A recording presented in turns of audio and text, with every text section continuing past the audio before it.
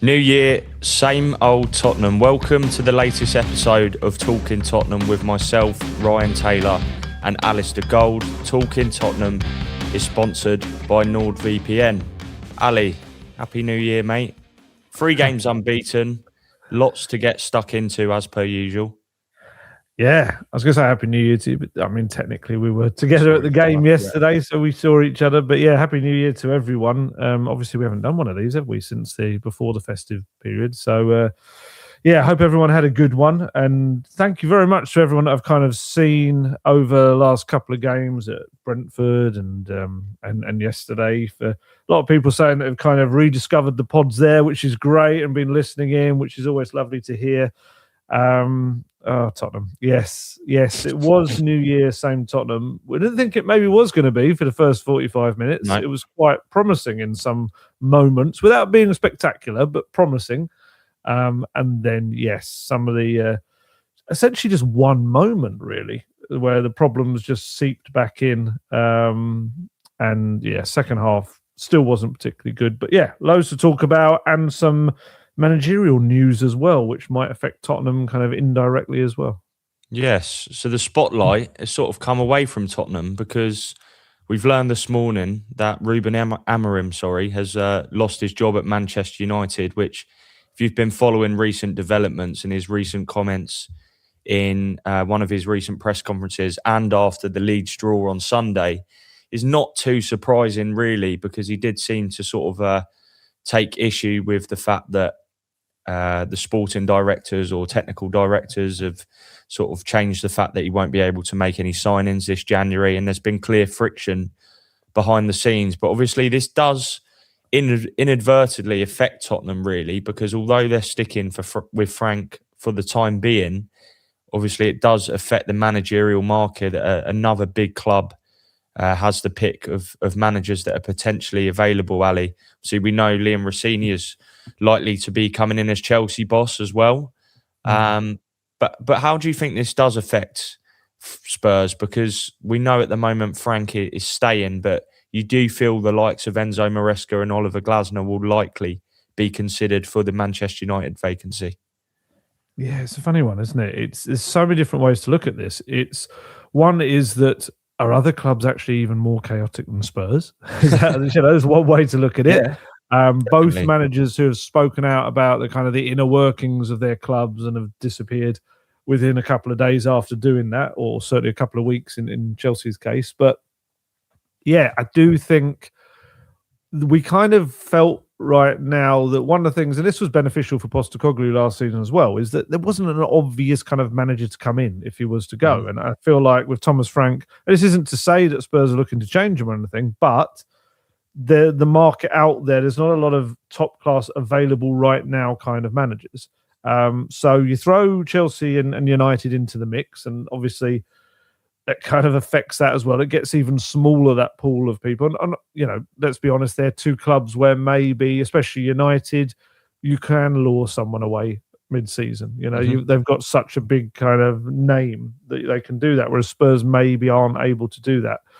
So, yeah, there's that aspect to it. I've seen some people, of course, on social media saying, well, if they're sacking their managers, why aren't Tottenham? I've seen that argument put forward as well. And look, Spurs... There's a stat, I think Sky were doing stats about the table of points and wins since Amorim came in at United. I think it was November 24. And they're 4th worst in the Premier League among those who haven't been relegated, obviously, over the last couple of seasons. Man United for points. I think they had 58 points, I think it is, from 15 wins.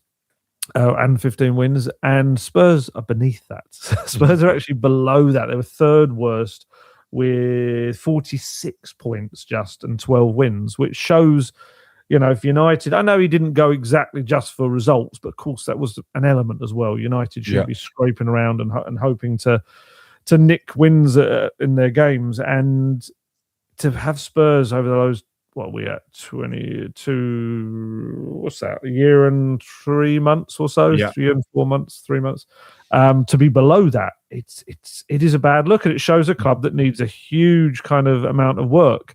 And I guess, as Spurs would say, maybe that's where they do finally need some stability. Whether, it feels right at the moment, whether the football is good enough, whether we'll talk about it in a bit, whether they should be happy counter-attacking and having less possession and a promoted side at their own stadium, maybe they've got to stick rather than twist for a change, just to see what happens.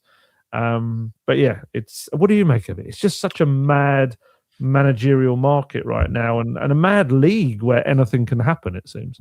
It is. I think we were talking yesterday pre-match just about the table and how it's such a strange season that's really lacked quality. I think one of my biggest takeaways from this is just that sporting directors and technical directors appear to be more powerful than the manager nowadays, which I have to say I find, really sort of, I'm strongly against it really, because I understand that you need a strong infrastructure for the team to be successful, and the way that clubs are run nowadays, you do need multiple roles to support the manager and the first team. But I think in a lot of cases, we're actually trying to see sporting directors, not so much at Spurs, of course, but have such a huge influence on the team that it's actually impacting the manager's ability to work. We've certainly seen that at Chelsea.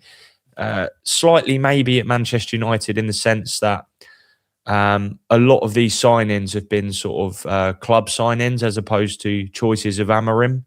And I actually feel like, it's not a popular opinion, but I feel like Amorim has done a decent job, in the sense that you've seen the improvement this season. I know, yes, they've dropped so many stupid points. They started quite poorly and they're still only sixth. And you could argue, given how bad Liverpool have been, that, Manchester United should be above them, really.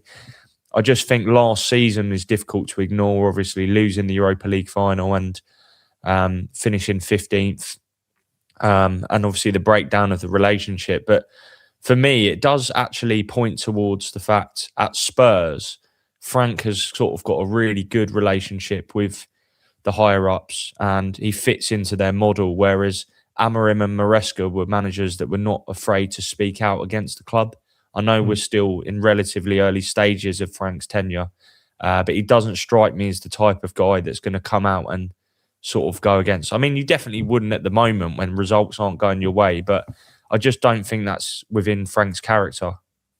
Yeah, I think that's fair. I think on your point about the kind of sporting directors and having more power, I think the problem is, and it's a very European thing, I suppose, they're the ones that are meant to hire the managers. So they kind of do have to be their boss.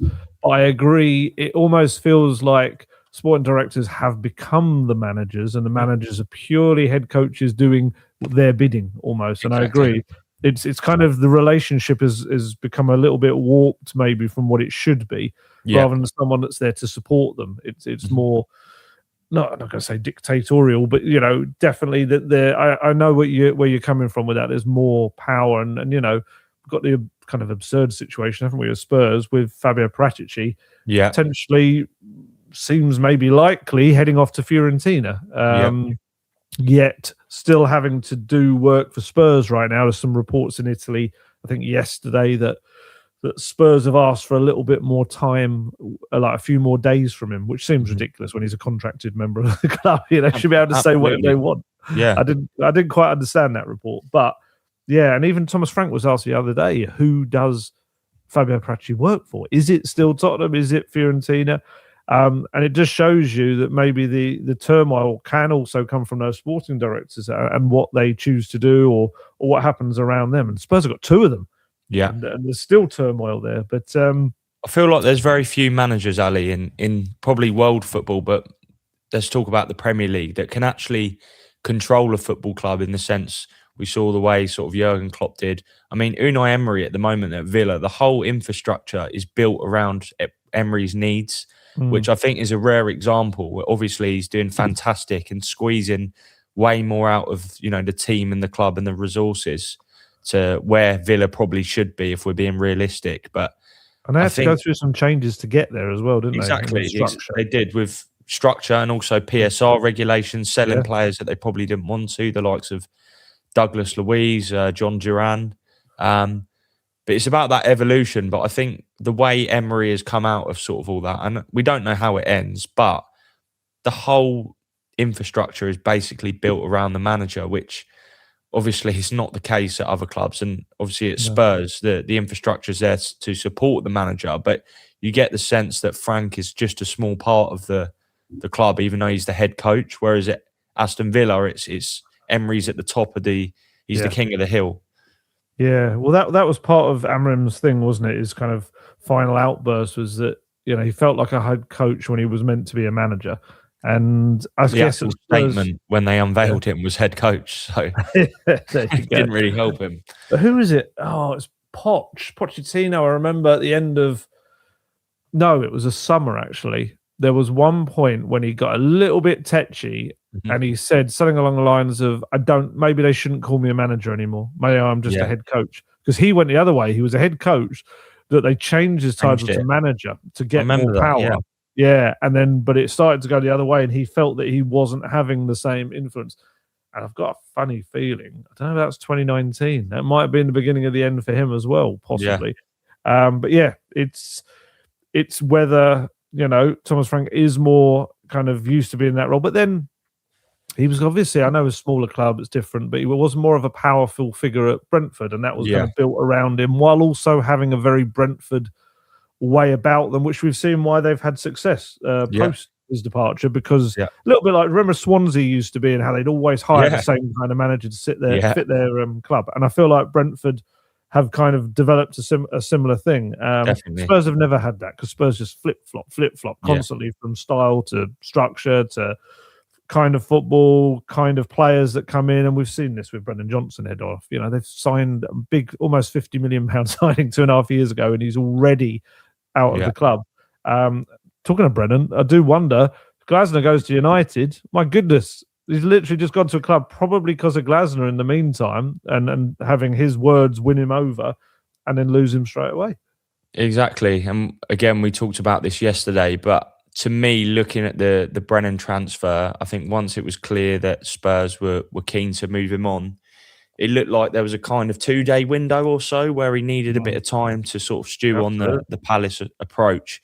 And to me, if I'm Brennan, I'm kind of seeking assurances that Glasner could still be there at the end of the season, because obviously he's out of contract. We know that he's been linked with various jobs during the past sort of 18 months or so, because I think Palace are a very different sort of proposition if Glasner was to depart. There's a lot of change going to happen at the club in the summer. Obviously, Mark Gay's out of contract. So to me, I would probably speculate and say that maybe Glasner offered Johnson hope that he could maybe still stay. But obviously, this United job is one that's likely going to appeal to him, probably, if it is available. It looks like the club might wait until the summer, according to The Athletic, which opens other doors as well, because you've got the likes of Andoni Iraola out of contract at Bournemouth.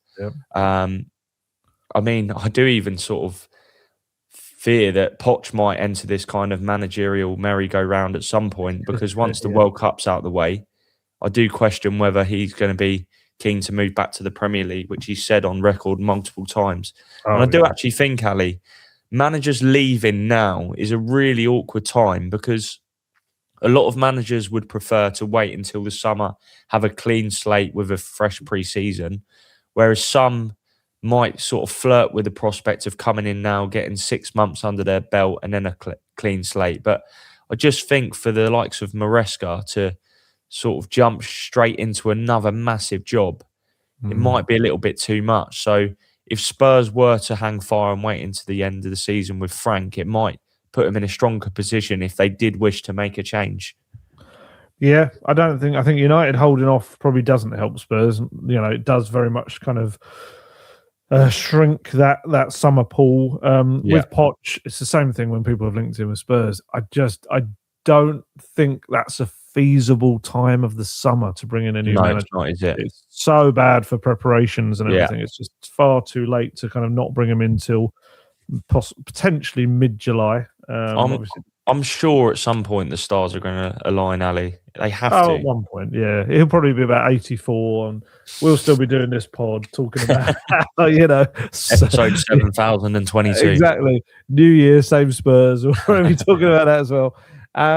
But swinging it fully onto Spurs. Yeah. And as we mentioned him anyway, Brennan Johnson.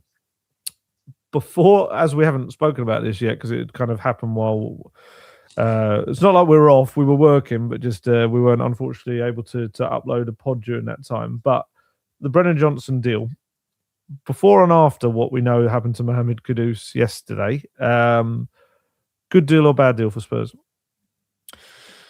I've always been in the camp of bad deal, but as you know, we've talked about the fact we're both big fans of Brennan.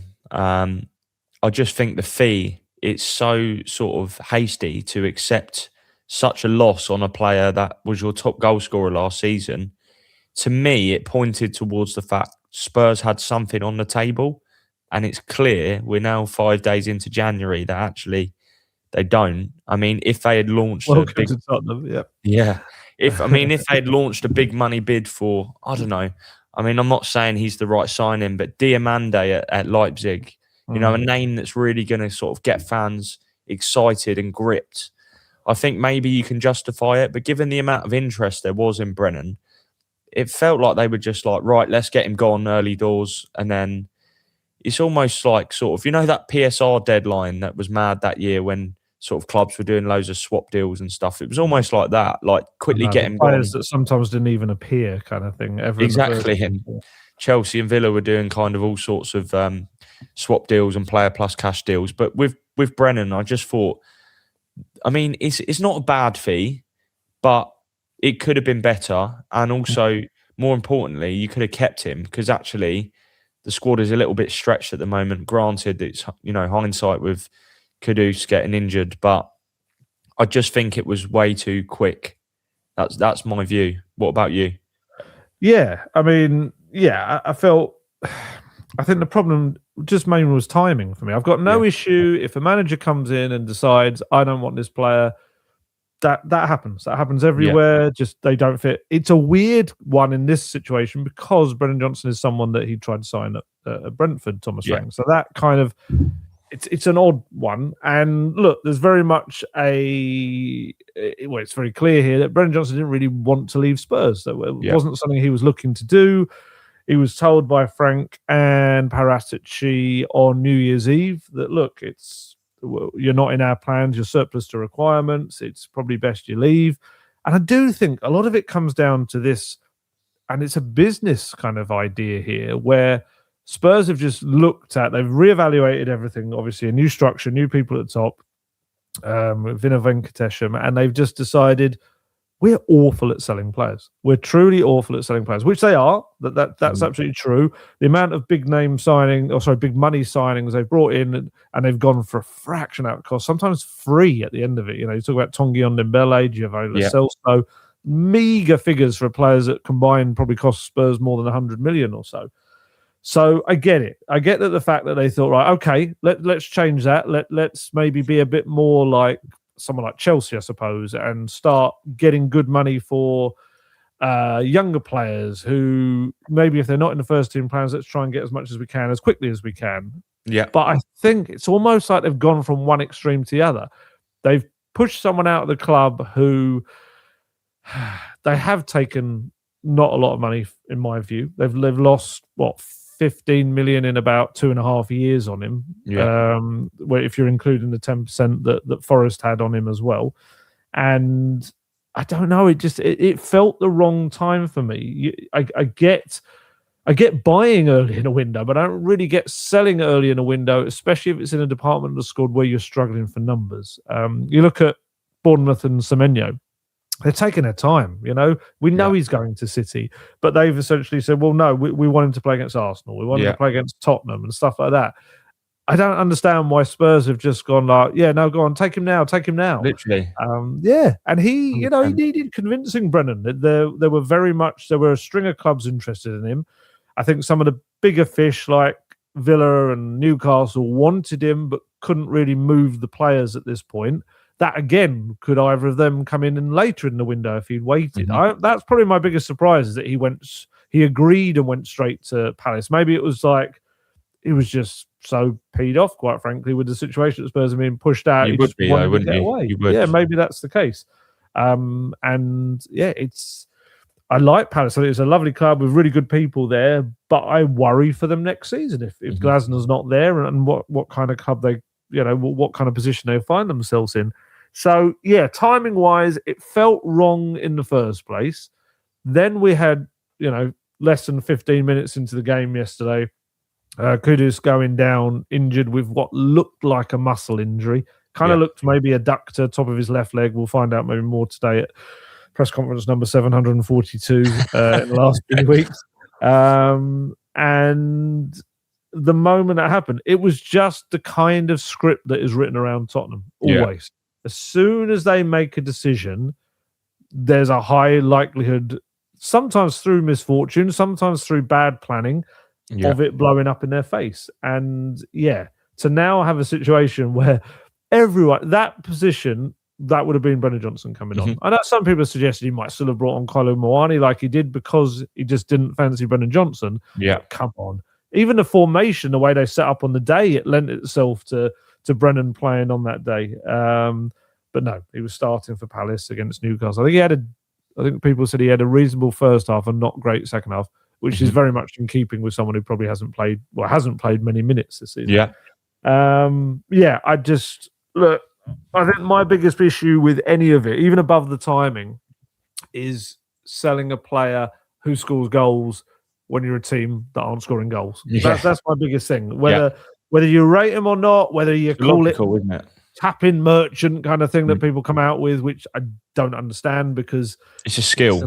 It's about anticipation, positioning. It's Gary Lineker, was my kind of hero as a kid growing up.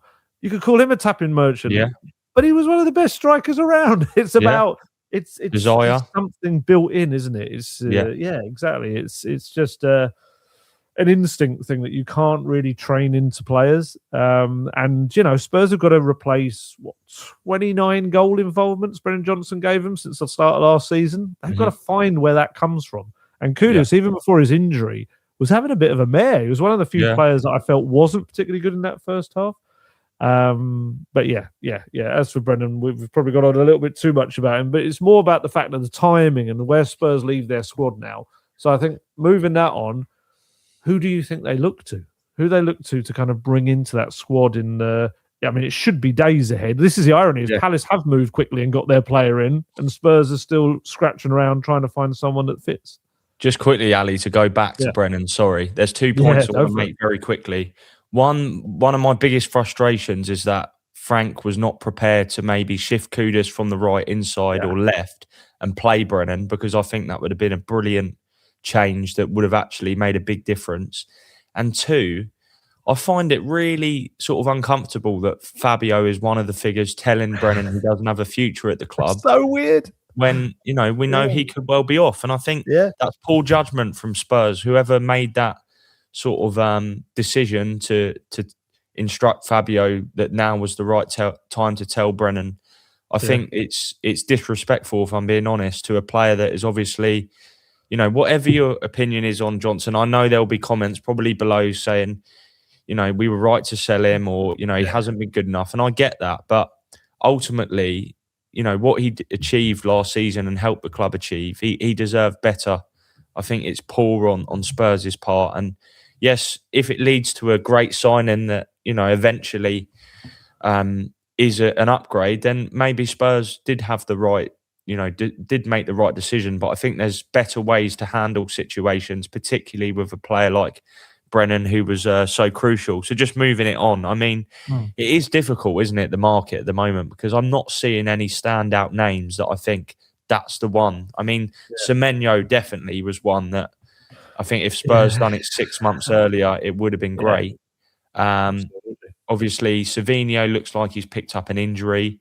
Akliouche is not really the same as Brennan. He's a creator. He's a bit like Xavi, but operates from the right as well as centrally. So I don't see him being the right fit really for what Spurs need. I think they need... He tore Spurs apart. He absolutely tore Spurs apart in the Monaco game, didn't he? He was good. But you're right. They kind of need someone that can play left or right, and he's more of a righty central. Exactly. It's more left, isn't it, that they need. Who else have we got? Diamande, who, as I was telling you yesterday, he's got a really interesting story. He was sort of playing football in Florida sort of 18 months ago, and he's just exploded. Went on trial at Rangers, got rejected, went to La Liga with Alaves, had a great sort of spell there and went to Leipzig for 18 million. Now they're saying 75, 80 million. He's clearly a very good player, but I think the sample size is quite small with him. And as we've seen with Bundesliga talents, much like Xavi, it doesn't always translate to immediate impact in the Premier League, whereas Spurs need someone for the here and now. They can't afford another sort of prospect like Tell or Odebear, who I have to say, I'm sure we'll touch upon it, but I liked both of them yesterday, and I would keep them in the team. I think they're very bright. They're hungry. It is clear with regular minutes they will improve. Yes, the numbers might not be there yet, but I think with Mikey Moore as well, I think each of them players are players they do need to sort of keep in mind when they're sort of doing another transfer deal, because there's no point bringing in a similar player like him. I think they've been linked with a guy called Saeed El Marla at Cologne, who has been one of the breakout stars in the Bundesliga this year, got 6 goals or so. But again, it's not the kind of player that's much different to the young prospects that they have in Odebear, Tell and more. I think another loan maybe for Tell would have been, a loan, would have been beneficial for Tell, but obviously he's needed now because Kudus, it looks like he's injured. Lots to unpack there. Sorry, Ali, but no, it's good. It is difficult. I like Prem-proven players, but one player I like that is a bit of a wild card option, I don't know how old he is, but every time I see him play, I think he's underused, is Daniel Marlin at Villa. I think he's a bit like Brennan Johnson, just quick in behind, scores goals. But for one reason or another, I don't think he's quite fancied by Emery. I'm sure he will be needed throughout the rest of the season, given they're in the Europa League. But I just wonder if he's the kind of player. But again, is he an upgrade on Johnson? I don't know. I don't think so, probably. Yeah, that's the thing, isn't it? He does. He does give defences problems. Absolutely. It's such a weird winger one as well, isn't it? Really, that they need. That's the key thing, isn't it? Key thing. It's kind of, we're talking about replacing Johnson's output, but not directly as a right-sided player, because I'm guessing the idea within Spurs is that eventually Kulusevski will come back, and then you've got he will be the kind of rotation option or can play together with Kudus on the right-hand side. But I agree with you, kind of one of the things you touched on there, and it has been a frustration. I think we've kind of spoken about it among the press as well, that Thomas Frank, and I know many managers do this, but kind of has his favourites who will play week in, week out, regardless of performance almost. And then you have these other guys that come in, a sprinkling of minutes here and there. Often in his press conference afterwards, he'll say, I was pleased with them. They were quite bright and positive. And then you don't see him again for 3-4 games, and then they'll maybe get 5 minutes. And Tell is a massive source of frustration for me in that regard. I mean, I feel like even when his quality's not there, he just brings this urgency and work ethic that drives other players around him. I felt a lot of the first half pressing and everything came from Tell doing it, and everyone looking at him going, "Oh crikey, if he's doing it, we better do it too." And he just brings that, and he brought some really nice moments. He had a shot within about 60 seconds that was he did, and that by the curler keeper as well. Curler just wide of the goal. It was his corner that was led to the goal. Played a beautiful ball in the second half over the top to Richarlison, who then took. I feel like that was a sliding doors moment in the game for me. Not getting it across to Kalamouani was just mad early on. And I just thought Tell played really well, and I thought Odebear plays well with Tell. You know, he does. There's that connection. They used to playing together. They got that connection, absolutely. And it just feels like there's all these little, especially in a team where you're trying to build partnerships. If you've got partnerships that already exist, exploit them. And he just doesn't do that sometimes. It's a funny one with that. And I thought Tell was good. He praised him afterwards. But if he plays him in the coming weeks, it may only be because he's forced to, because there's not other players available. And it was quite interesting when Kudus went off, and I don't want to run down Kudus anyway because he's an incredibly talented player. He needs to score more goals. We know that. He's going through a little bit of a rut at the moment. But I do feel like with Spurs, they just get him the ball all the time. Give him the ball. Give the ball to Mo. Give the ball to Mo. And kind of the rest of the pitch gets a bit neglected. They become very predictable. And especially if he's going to run head down into players, which he's doing at the moment, because maybe a lack of confidence, I don't know. It's not opening up the pitch for Spurs to have any other avenues of attack. But what happened when he went off, suddenly there was no go-to man. And Spurs started spraying the ball to the left, going through the centre, and lo and behold, they were creating chances, and they probably should have gone in at the break a couple of goals out. I wouldn't say they tested the keeper enough, but they were sending shots wide that should have been on target and stuff like that. And Richarlison had one weak shot, did like almost one of his acrobatic ones he sent wide as well. Yeah. And I do find that frustrating that they don't build up their play kind of more evenly spread across the pitch, certainly. But going back to your original point, I knew I was going to go off target, but a bit like Spurs shots. The player that comes in has to be an upgrade. It has to be someone really that plays on the left. You can see that whole left-hand side is what they're trying to fix. We've been speaking about that in articles in recent weeks. Diomande is one of the big talents of football right now. And this is the problem. A lot of the bigger players that, in terms of profile, that Spurs would look to fix the problem down the left are players that every top European elite club is looking at right now. Yeah. And if you're 13th place Tottenham going, hello, it's like that player. Sell, isn't it? Yeah, it's a very hard sell other than, and funnily enough, it's the thing that we always kind of say about Spurs, it's the facilities, isn't it? If you can get them through the door, then maybe you can convince them. But if they're looking at position in the table and the potential of no European football next year or not Champions League football, it's a tougher sell. So, yeah, I don't know. That Savinho feels like the one that Thomas Frank wanted really strongly in the summer.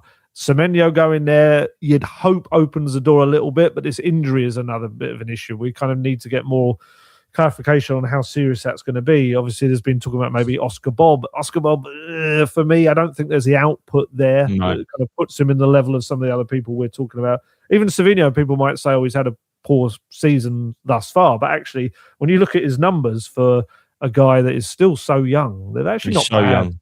Yeah, really not bad for his first kind of experience of Premier League football over the last, whatever it is, 18 months or so. I really like Akliouche, but he's not a left-sided player. I was trying to think of who else they could kind of look at. I'd imagine someone surprising will come out of the woodwork in probably the next couple of days. But then are they going down that route of what Thomas Frank said he didn't want to do, or the club didn't want to do, of maybe going for fourth, fifth choice in their lists of targets? Yeah. That was the one thing he said we don't do. And he came out with a line last night about, what was it? The short term has to be for the long term as well. It can't just be anyone. And Spurs have certainly had a few short-termers in the past. Arnold Danjuma, remember that one being a fill the gap. Timo Werner's probably the best example in recent memory too. It needs to be someone that is going to be there for the long term. And Yildiz at Juventus was another one that was linked as well. But I think there's a lot of talk in Italy. He's about to sign a new deal. I think he would also cost a fortune, wouldn't he? Oh, he would. But then, hey, this is what the Lewis family have said. They're there to back the club now. I think there has to be a show of money in this transfer window. I know Spurs won't want to hear that, or, in terms of they won't want anyone really suggesting that there should be, and especially in a difficult window. But I think there has to be. They've rejected approaches from other people to buy the club.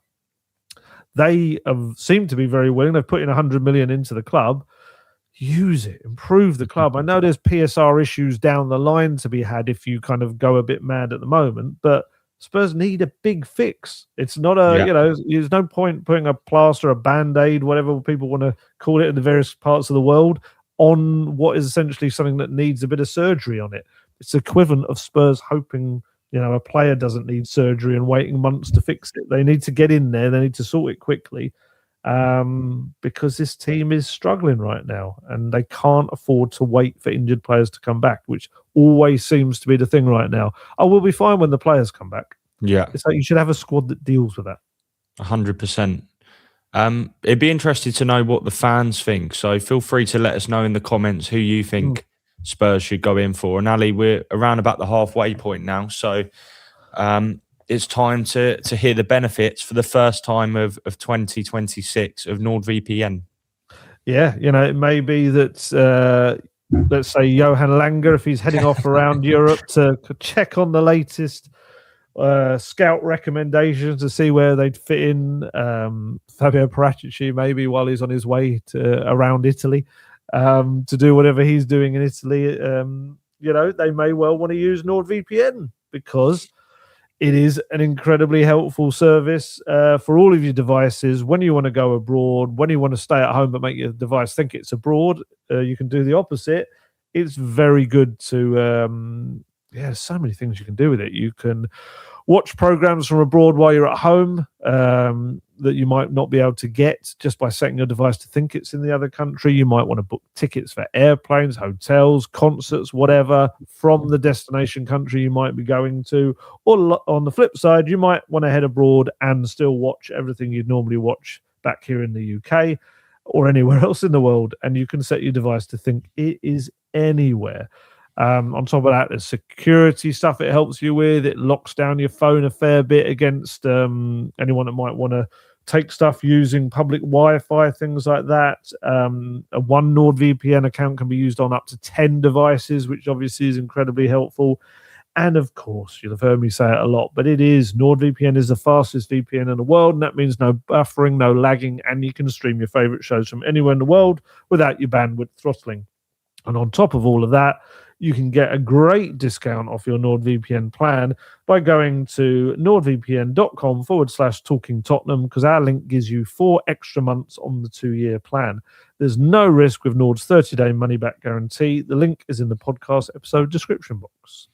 Superb, Ali. Let's stick with the game yesterday. We'll talk about a few of the potential departures and some of the stuff that's been happening after in terms of exits. But it's quite a feisty and fiery game, really, yesterday, particularly in the second half, which started when Christian Romero sort of irked Brian Brobby.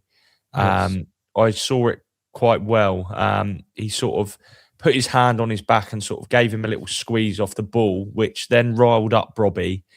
And really, it's sort of vintage Tottenham that somewhere along the line, the domino effect led to Brobby being so fired up that he nearly burst the net for the equaliser. But after the game, Rodrigo Bentancur, me and you sort of spotted him rather annoyed with Gertruda, I think. Talk to the fans that might have missed it about kind of what happened, because it was quite interesting to watch. It was so weird. They obviously had some kind of little coming together. There was a little bit of a mini melee, and then suddenly everyone's diving in, pulling them apart. Then you thought it was over. Then he started to turn around Bentancur, and it looked like he was going to try and reignite it all. Thomas Frank came over, took him away, started to lead him away. Then Thomas Frank went away. Bentancur turned around, looked like he was going to try and go back again. Kevin Danso stepped in and seemed to be trying to calm him down, trying to explain to him, no doubt, something along the lines of, if you go back on there, you're going to get red carded, suspended, whatever. He wasn't listening. He kept staring. He was like looking around him. You could see the way he was trying to look at where he'd gone on the pitch. Then Danso, I think, just thought, oh, it's not my problem, and just went off. And he just stood there, Bentancur, waiting for the player to come and all the Sunderland players to come off that way. And I think there was a couple of members of the Sunderland staff started talking to him and just essentially saying, what are you doing? And it needed Romero in the end. Romero just came over and just essentially said, get off. You're coming with me, kind of thing, as his mate. And he did. And they headed off down the tunnel. And actually, just ahead of them, we had a kind of an awkward moment because we'd already had the boos at the full-time whistle. And Thomas Frank walked down the tunnel. He got a smattering of boos aimed right at him as he went down that tunnel. On the game itself, because we haven't really kind of discussed the way it went after that first half. Yeah.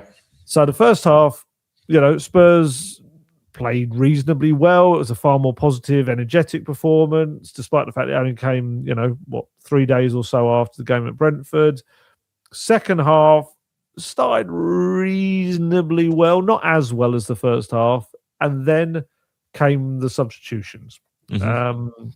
Obviously, Bentancur, Paulinho and Bergvall came on, replaced Gray and Alasdair, and it just felt for me, and I'm not really blaming him too much in this sense, Thomas Frank, because I think he didn't really have many other options, but you kind of saw the Bentancur-Paulinho partnership renewed, and what happens with that? They naturally sit back. Did you feel like that was the moment that it just started to get away from him again?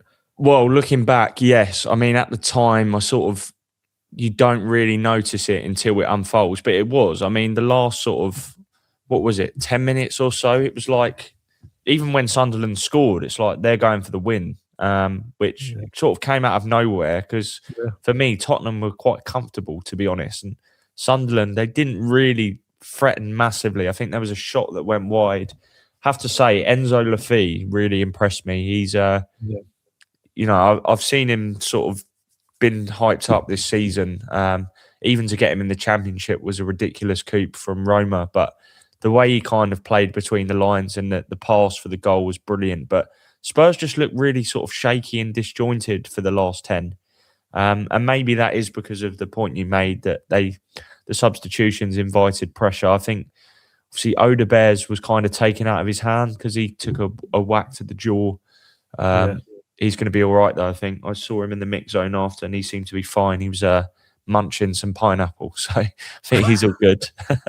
That's what you're using as the fact that he's okay because he's eating pineapple. Well, considering he took a massive whack to the jaw, I think he looked good and he was munching through it. But just going back, I think you're right. I think that the substitutions did kind of invite pressure, and really, it's another game where I think a top manager has the nous to sort of see it out and the know-how to sort of just get it through. I think Spurs were just sort of sat there and sat back and just ended up inviting the pressure. I have to say, quite a few Sunderland players impressed me. I mean, considering they've just come up, if you compare the two teams, I mean, there wasn't a lot in the game yesterday. I thought Spurs were decent in the first half, but if you look defensively, some of the players, I mean, the goalkeeper for Sunderland, I think if Vicario leaves this summer, he would be among my top picks. I think he's really good. He can play with his feet. He's comfortable.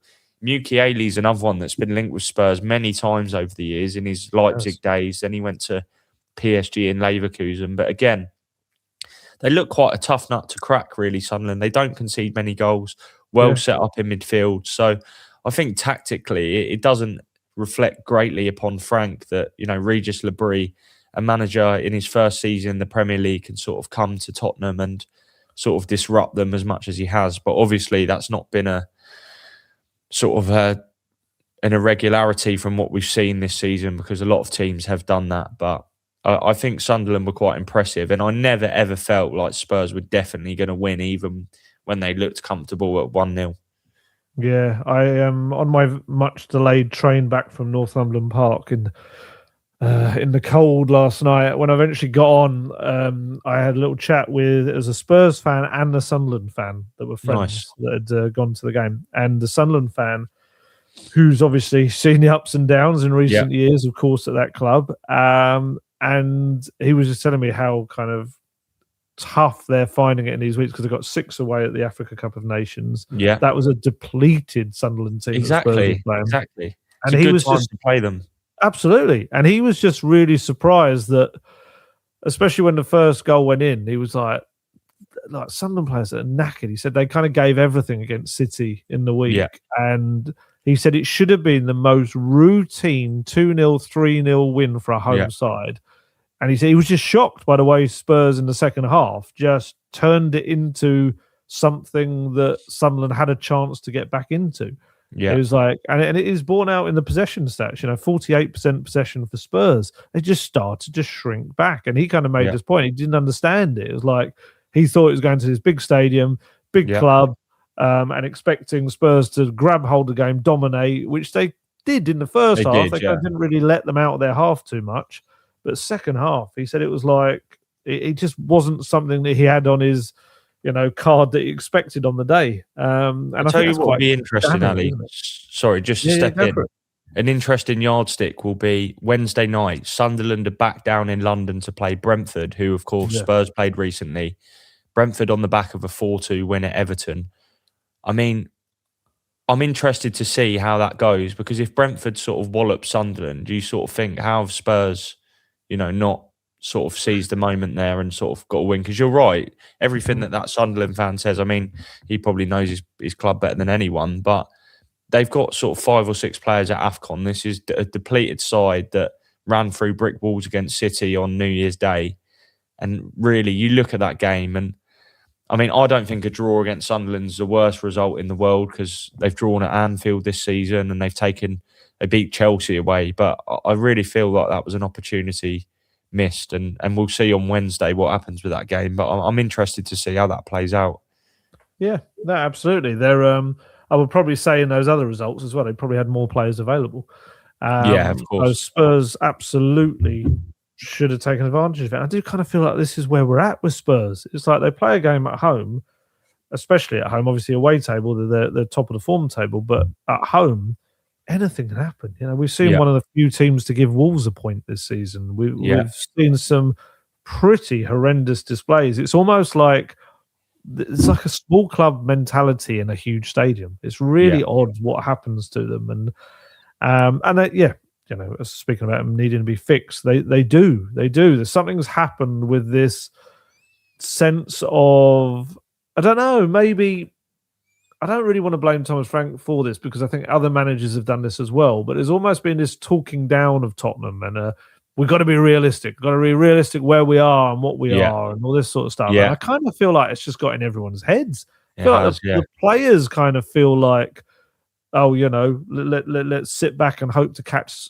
promoted Sunderland on the counter-attack. And there is no disrespect to Sunderland whatsoever. They've had a magnificent season. And like we said, they bought so well and they're doing brilliantly. And anyone that watched the Netflix documentary, was it Sunderland Till I Die? Wasn't it? Which you've seen the journey they've been on. So you kind of really want them to do well as well. And but to see a team like Spurs that, you know, with the just won a European trophy, we're in the Champions League final 5 years ago, we're a perennial top 3, let alone top 4 finisher under Poch for a number of those years. They've just become this club that are just like, we just want to try and compete. That's it. It's like we want to try and compete, and it's just, I just don't know what's happened along the way, and it just feels like everything's been scaled down, the expectations, the ambitions, the football. It just feels like, look, fair enough, if you're on a project and it's going to build back to where it was and beyond, great. But if you're just kind of middling around in mediocrity again, like Spurs used to be 20 years ago or so, that's just, it's not good enough. No, it's not. And it's just really frustrating. Just a quick little couple of bits of news, really, Ali. Let's touch upon some of the departures. Let's start with Ben Davies. Obviously, not a departure. His contract you're revealing something there. No. His contract's up at the end of the season. I spoke to him yesterday. Obviously, fantastic for Ben to come in and play the way he did, score. 88 minutes after not starting a game. Such a great professional. But obviously his involvement does kind of point towards the fact that Spurs are light on the ground at left back at the moment. I spoke to him in the mix zone, asked him about Brennan's exit, and he said, you know, he'll be missed at Spurs and that it's the business of football. And then I asked him about his own future as well, and he said it's very much out of his hands. There has been reports of interest from Nice in France.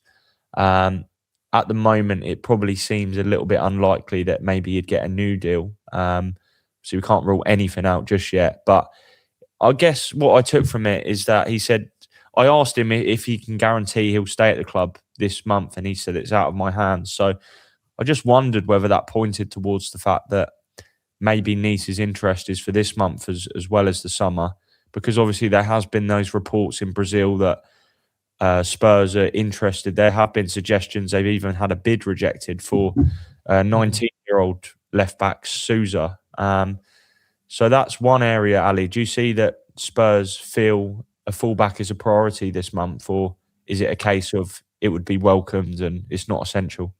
Yeah, I mean, there's definitely interest in Souza, and I think we've kind of written in articles that, as I said earlier, the whole left side is something they want to fix. They don't have another natural left back to, other than Ben Davies, and like you said, his contract's coming to an end.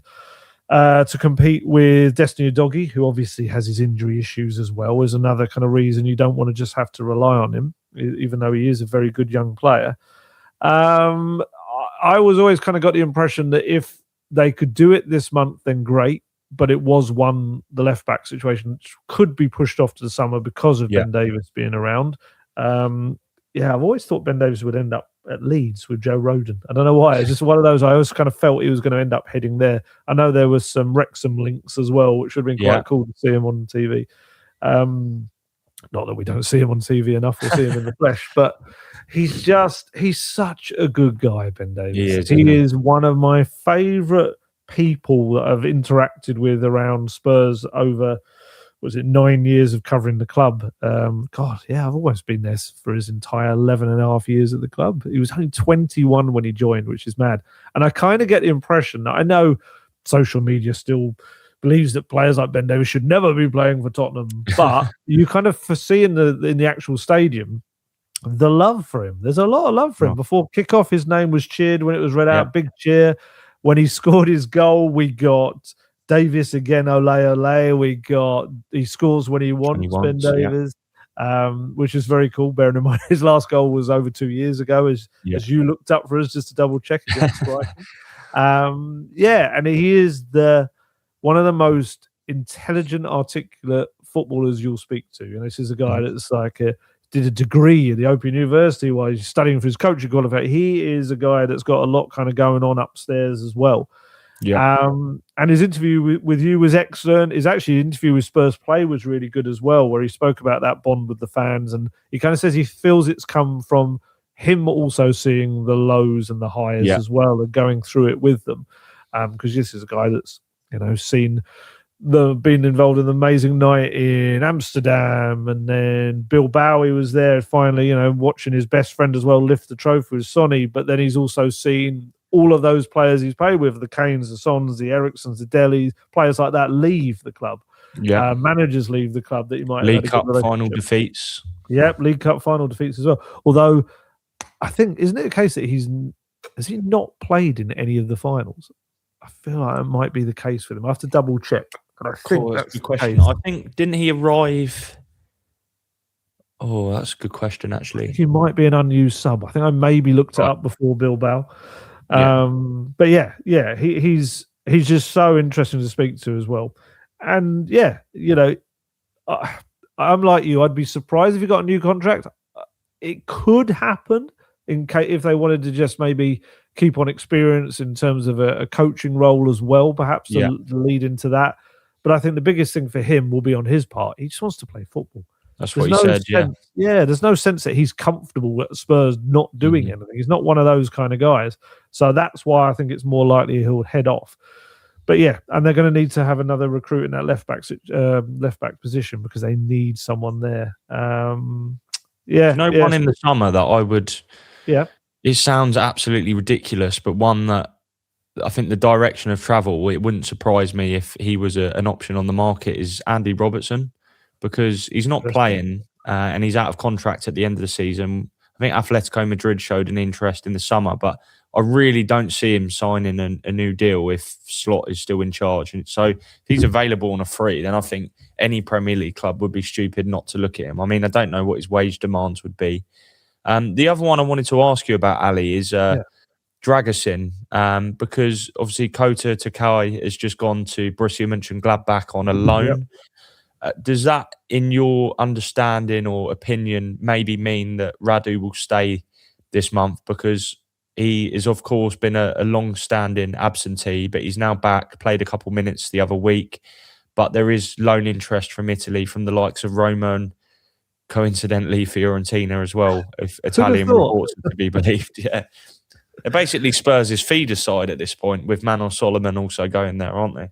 Yeah, absolutely. Yeah, we'll talk about that in a minute. That's an interesting one. I think, look, Spurs kind of priorities for this window. They wanted a left winger, potentially another midfielder, and a centre back if a centre back were to depart. And I think we're probably not including Kota Takai in that, because he wasn't a first team kind of. He was in the first team, but let's be honest, he hadn't played a minute. He's been on the bench once. He's not someone they probably see as part of that group as of yet. Whereas Dragusin, I think that would very much be he can go if we get another centre-back in kind of thing. You'd think initially on loan, the way Spurs are operating, it could well be a loan with an option to buy. Things are going, which is a shame, really, because I don't think we've ever really seen him kind of in full flow, and also I think he'd probably be quite a good defender under Thomas Frank. He would. He ticks a lot of the boxes, don't he? He really does. Let's see. Italy makes sense because He did very well there. He's still very highly regarded in Italy in Serie A. Didn't he have some kind of thing where he's like had the best area ability in Italy? His stats were like the top among any Right. defenders in Italy during his time in Serie A. With it was Genoa, wasn't it? Yeah, I know the And Genoa sporting director's just gone to Juventus as well, so you wonder whether that might open something up. was his old club as well, wasn't he? Came into Juventus. Yes, from he did Romania. actually. You're right. Under a certain Fabio Paratici brought him along. Yeah, it's all kind of linked in this weird way, isn't it? Paratici's linked to everything. It would seem. He is. Yeah. So yeah, I think that's an option if they bring in someone else. Personally, I kind of like the idea of Danso, Dragishin, Romero, and Van der Ven being that main four. I quite like that. But if he has his eyes on someone else, Thomas Frank, that they want to bring in, then yes, Dragishin needs to play football. I think Danso, we were talking about this. Danso is, for me, is like one of the best kind of, I don't want to say third choice, but one of the best rotational defenders they could get right now. He's a good guy, great character, can slot in without looking like he hasn't played in a while. Got lots of qualities. Obviously, also has a long throw, which is another big part of his armory too. And just comes across as a guy that is at a stage of his career where this was the move he really wanted. He's really excited about it. Whereas I feel like with Dragishin, maybe he is someone that needs that game time right now. He does, And as maybe the fourth in that pecking order, maybe he isn't going to get it. And maybe it's a young player, or maybe it's a very experienced centre-back they bring in. But can I push you on this, Ali, for the centre-back pecking order? Yeah. I mean, you say there that, if Spurs maybe bring in another central defender, for me, it feels like their squad is already ridiculously stacked with centre-backs. Obviously, Luka Viskovic has to fit into here somewhere.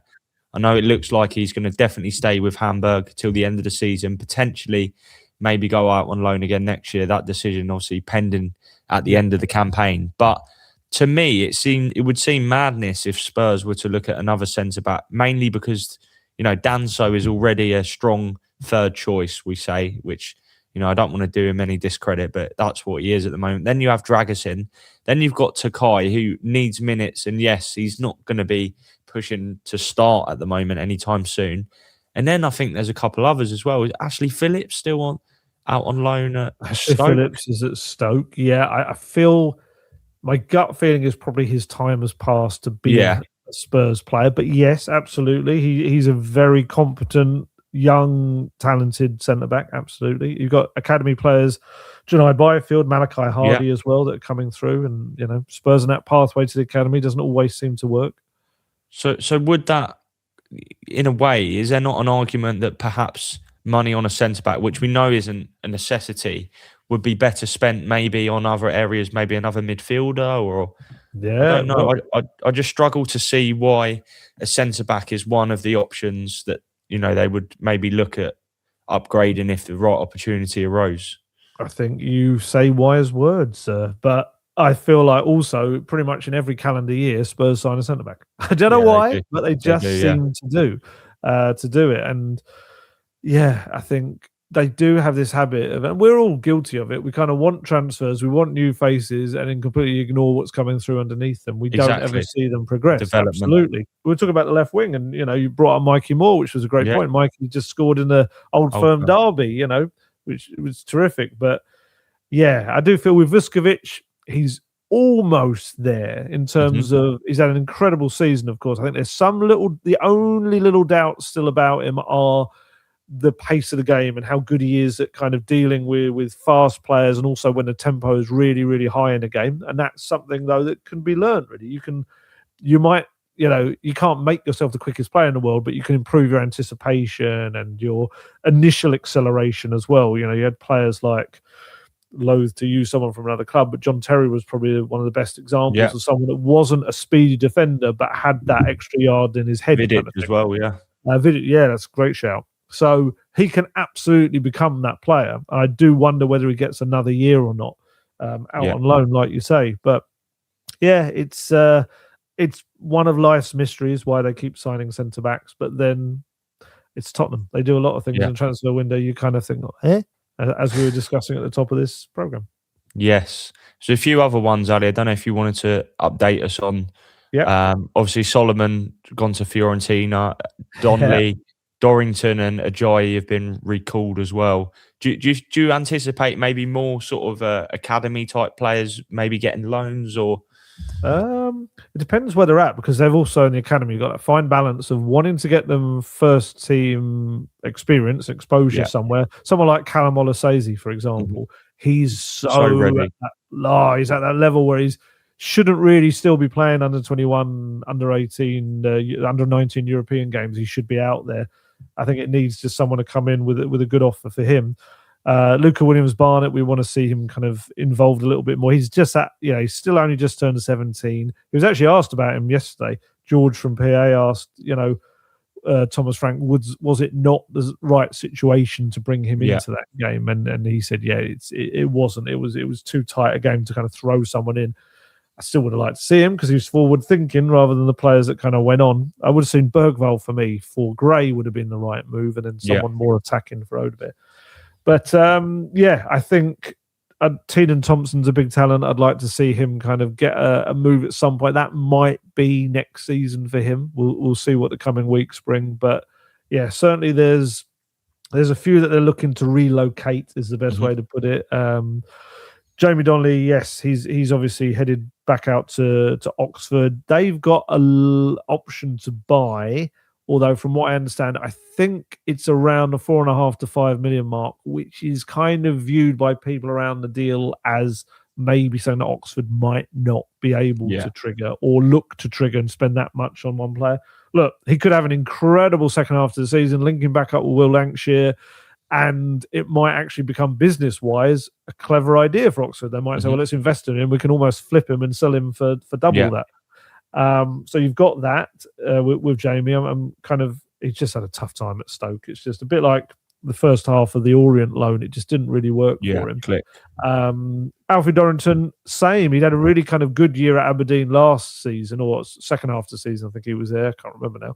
But he kind of, this season just hasn't worked for him. He was initially left out of the European squad, put back into it, hasn't got the minutes. He's come back. There's championship teams, League One clubs looking at him. Not sure whether he'll play for Spurs first. I just feel like, again, another one. He has made his Premier League debut, came on against Southampton last season. But I just wonder, again, we've spoken about the amount of centre-backs brought in. There's just too many ahead of him for my kind of feeling that he might get in there. Ajayi, I think there's League One and League Two clubs looking at him now. He's come back from Doncaster. He just needs regular minutes, really. Manor Solomon, yes. It's one of those where you got someone going, nothing to see here, nothing to see here. He's just going to Fiorentina. It's absolutely normal. Absolutely nothing to do with the fact that the sporting director might be ending up there within a few days or weeks or whatever. That's also got an option to buy as well. Another move that just, I know it didn't cost anything for Spurs unless Shakhtar somehow get something done there. But the amount of players that are kind of brought in by Spurs that don't work, I'm sure it's relatively the same as other clubs, but it always just feels higher, maybe because we're on the inside. I'm trying to think who else might head out. There's often a goalkeeper that will head out in the second half of the season on loan if they can get them. They're more difficult to get. James Roswell, I wonder, or Roswell, if he gets a loan move, big kind of physical centre-back in the academy who probably got the physique to be able to play Football League at this moment. So, we'll see what the coming weeks brings, but it kind of feels like they're focusing on outgoings and not enough on incomings at the moment, doesn't it? A little one that I heard actually as well, which I think would be very unlikely to happen, to be honest, was that Besiktas were looking at Antonin Kinski.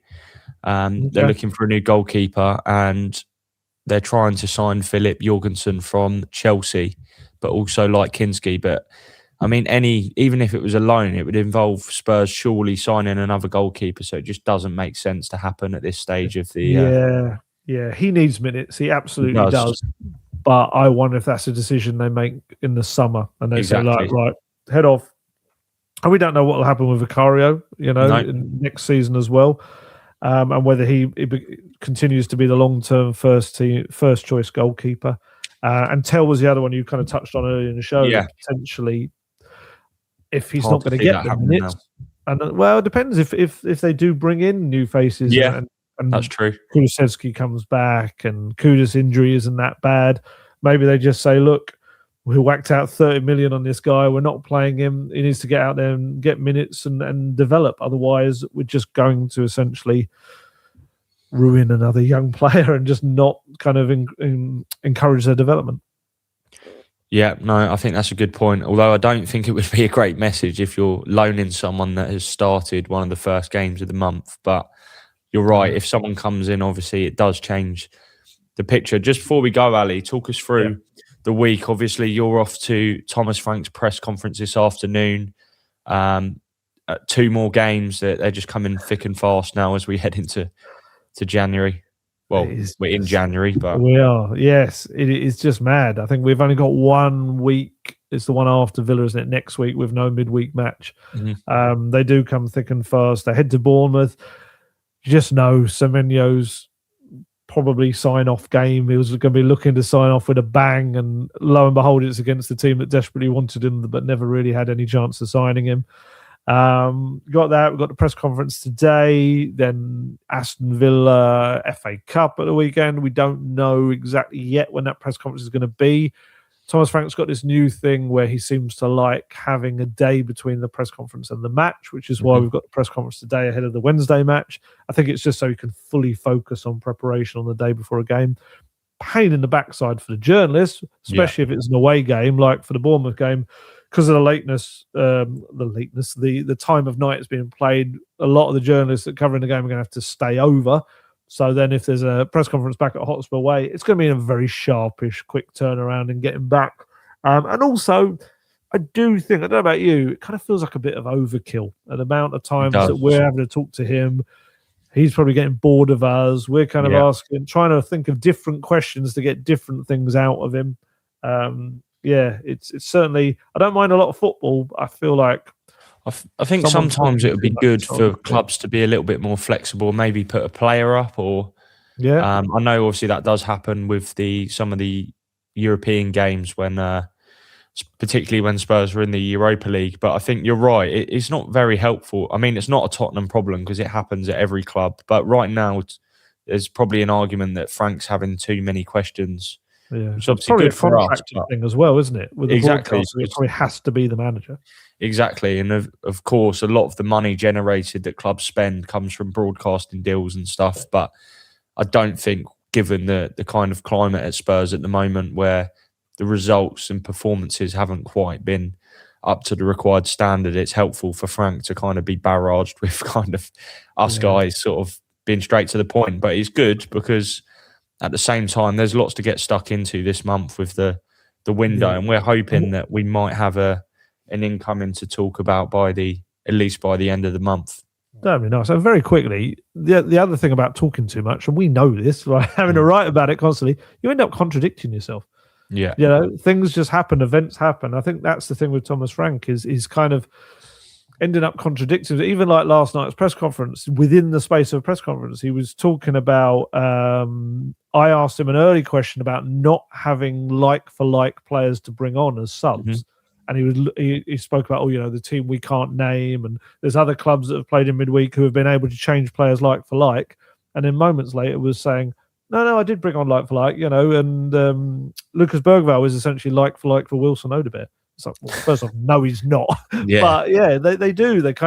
They want to make one point, then they feel a little bit like, oh, are you having a bit of a pop at me? And then I'll answer in a way that contradicts the previous answer.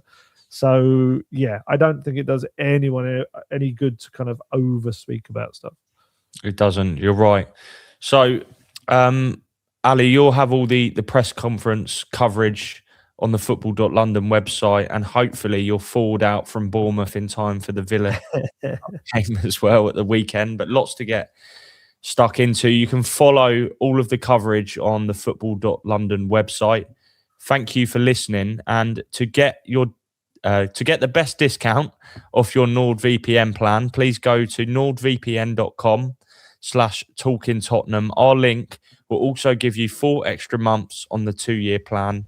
There's no risk with Nord's 30-day money-back guarantee, and the link is in the podcast episode description box below.